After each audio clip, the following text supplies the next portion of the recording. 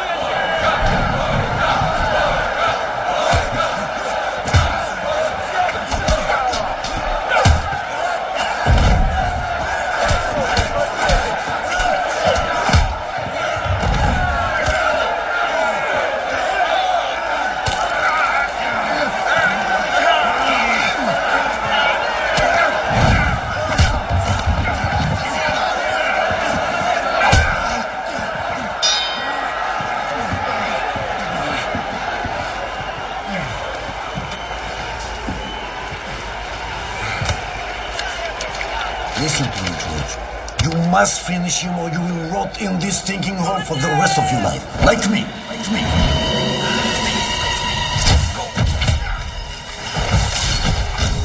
I'm the champion. Never let you out.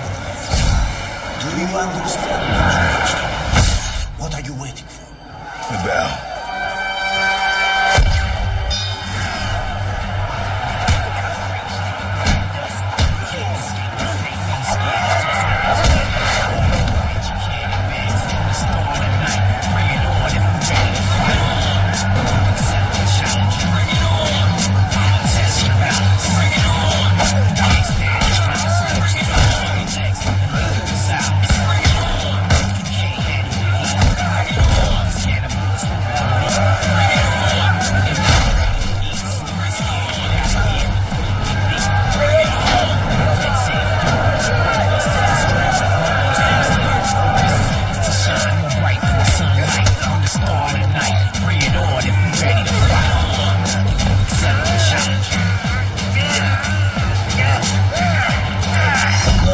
Top of shoulder.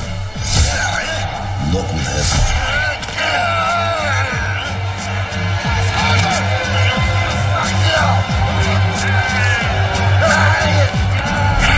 Yes, George. Harder. That pressing harder is gonna break.